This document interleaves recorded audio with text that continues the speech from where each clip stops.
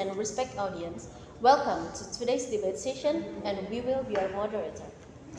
The motion for today's debate is live streaming on social media should be limited. Live streaming is a feature that allows users to broadcast videos in real time without prior moderation. It has become a powerful tool for communication, entertainment, business, and information sharing. However, because live streaming happens instantly, it can also present challenges, such as the spread of harmful content, misinformation, and privacy violence. This motion explores whether live streaming should be restricted to prevent potential risks or whether it should remain unrestricted to preserve digital freedom and accessibility. The debate focused on finding a balance between maintaining a safe online environment and ensuring freedom of expression. In this debate, we will hear arguments from both sides. The pro side believes that restrictions are necessary, while the con side argues that live streaming should remain free. Before we begin the debate, allow me to introduce our speaker. On the pro side, we have Sri Wulandari, Dini Mardiana, and Robi Vivian. And on the con side, we have Salwa Rimadani Makfiro, Fauziah Prima Trimelani, and Tuntun Haditoro. Each speaker will present their arguments, followed by rebuttals and a closing statement. Let's begin the debate. Sri Wulandari, please take the floor to present your argument. Thank you. Good morning, ladies and gentlemen, esteemed judges, and respect opponents. I'm Sri Wulandari, and I stand here today to strongly support the mention live streaming on social media should be limited. Live streaming on social media should be limited because it has been misused to broadcast violent acts. Live video allows users to instantly share content without any moderation, which means harmful and violent acts can be seen by thousands before platform can take action. This can spread fear, encourage copycat crimes, and traumatize viewers. In 2019, a mass shooting in New Zealand was live streamed on Facebook, and before it was taken down, it has already been viewed and shared widely. This proves that live content can be dangerous if not controlled. The delay in moderation allows violent content to reach a global audience, causing distress and further harm. Since live streaming enables the immediate spread of graphic violence, limiting its use would help prevent such content from reaching the public and reduce the risk of harmful influence. Our second argument is live streaming should be limited because it is a major source of misinformation. Unlike pre-record videos, live streaming happens in real time, making it difficult for fact-checkers to intervene before false information spread. This is especially dangerous when dealing with health-related or political content that can mislead large audience. For example, during the COVID-19 pandemic, many live streams spread false medical advice, such as unproven treatments or conspiracy theories about the virus.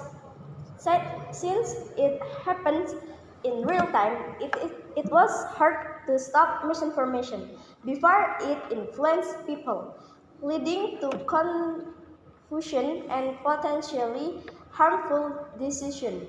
Because misinformation spread so quickly through live streaming, limiting or regulating it would help ensure that false and misleading content does not cause harm to the public. And for our that argument, live streaming should be limited because it often violates people's privacy. Many people are recorded without their consent, and their private moments can be shared with the world without private moments can their knowledge. This exposure can lead to embarrassment, harassment, or even threats to personal safety. This can lead to cyberbullying and harassment, where victims face online abuse after their videos go viral. To protect people from privacy violations and online harassment, live streaming should be limited, ensuring that individuals are not unknowingly exposed to the public against their will. Thank you. Now, let's hear from the con side, who will present their arguments against limiting live streaming. To begin, I invite the first speaker from the con side to deliver their argument. Sawari Madani, the floor is yours. Thank you, moderator. Good morning, ladies and gentlemen, respected judge and honorable opponents. My name is Salwari Madani Makfiroh, and I stand here today to strongly oppose the motion. Social media is a platform where people express their thoughts, share their experience, and communicate with the world. Restricting live streaming would mean controlling how people share information, which could lead to censorship and suppression of voices. As long as individuals do not break the law, they should have the right to live streaming freely. Many social movements have used live streaming to share real-time updates, such as activities broadcasting protests to raise awareness. If live streaming had been restricted, important events like the Black Lives Matter protests or other human rights movement might not have gained as much global attention. Since freedom of speech is fundamental right, limiting live streaming will interface with people's ability to share their voices, opinions, and experience with the world. Thank you. Live streaming should not be limited because it is an essential tool for businesses, especially small entrepreneurs. Many small business owners rely on live streaming to promote their products, interact with customers, and boost sales. Unlike traditional advertising, live streaming allows direct engagement and real-time marketing, which is cost-effective and accessible to entrepreneurs. Restriction live streaming will negatively impact their ability to reach customers. For example, platforms like Instagram and TikTok have enabled small businesses to thrive by allowing them to showcase their products in real time. Entrepreneurs in developing countries use live streaming to sell handmade goods, helping them grow their businesses without needing a physical store. If live streaming were limited, many small business owners would lose an important marketing tool, harming their income and economic opportunities. Live streaming should not be limited because it has played a crucial role in spreading awareness and education. Live streaming is not just used for entertainment, it has helped raise funds for charity, educate people through online lecture, and bring attention to important social issues. Restricting it will mean losing a powerful tool for global awareness and learning.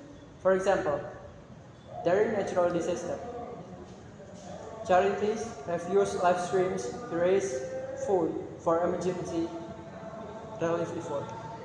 Additionally, during the COVID-19 pandemic, teachers and educators used live streaming to conduct online courses, ensuring students can continue learning despite lockdown.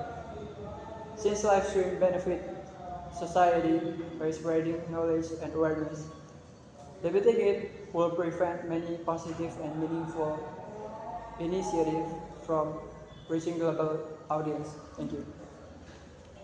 Now that we have heard from both sides, we will proceed to the rebuttal session, where each team will have the opportunity to respond to their opponent's arguments. Let's begin with the pro side. Sri Wulandari, the floor is yours. Freedom of speech should not include spreading violence or misinformation.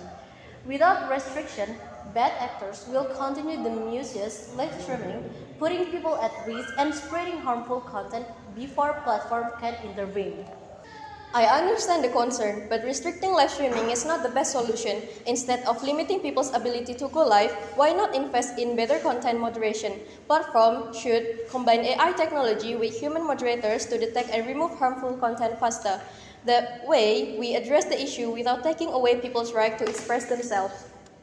That sounds good in theory, but in practice, AI is not perfect. Algorithms often fail to detect harmful content quickly enough, and harmful live streams can stay online for hours before they are taken down. By then, the damage has already been done. A simple delay such as requiring live stream to go through a brief review process or restriction on who can live stream would be a more effective way to prevent harm. But if we start adding restriction, who gets to decide what content should be limited? If we allow platform or government too much control over live streaming, we might end up with excessive censorship. In some countries, live streaming is one of the few ways people can share real-time events, like protests or government misconduct, and broad restriction could silence important voice, not just harmful ones. We are not saying to ban live streaming entirely. We just need with the regulation to prevent its misuse. For example, platform could require users to verify their identity before they can go live. This would discourage anonymous bad actors from spreading violent or false content, while still allowing responsible users to stream freely. There's a reasonable argument, but restrictions should not be ensured. For instance, required verification will make it harder for whistleblower or activities operating reason to share crucial information. Instead of making it harder for everyone to listen, would not it be better to focus on punishing those who misuse it? Stricter consequences for offenders who act as a deterrent without limiting innocent.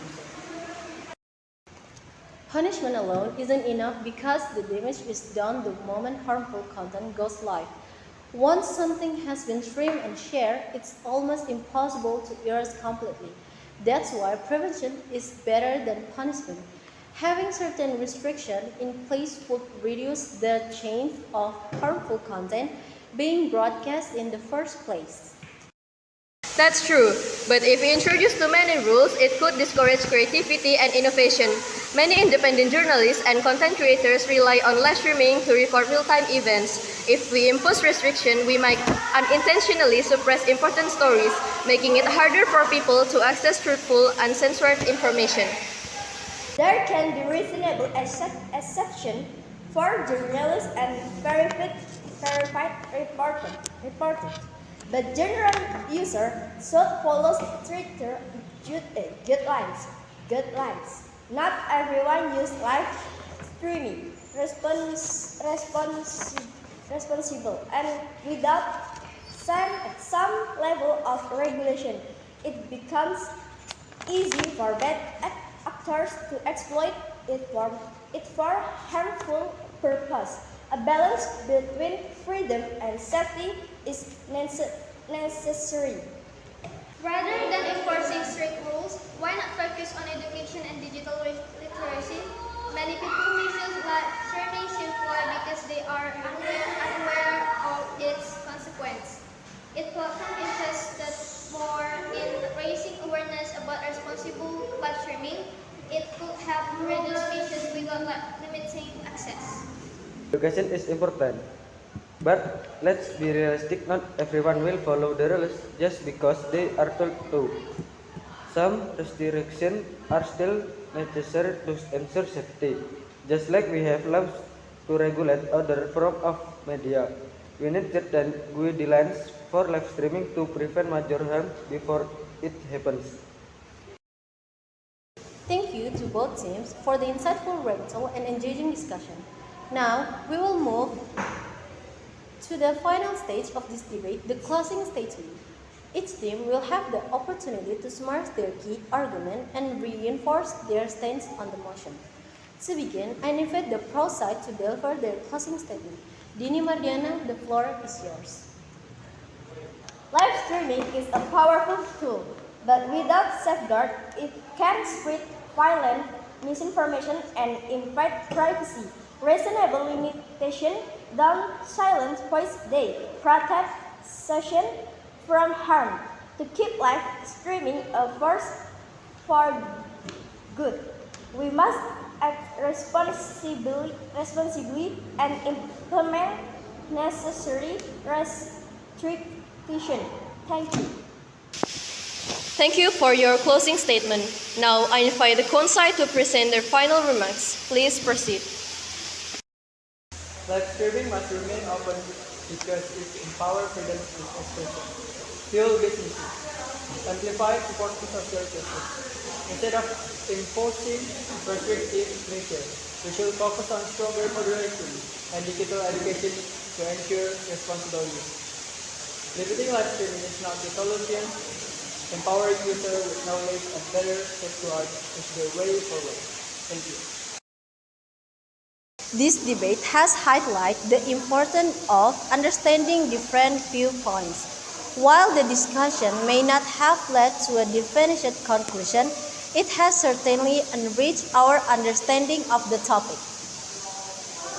Thank you to all the participants for sharing their thoughtful arguments. It is clear that this issue requires careful consideration, and we hope this debate has provided valuable insight for everyone involved.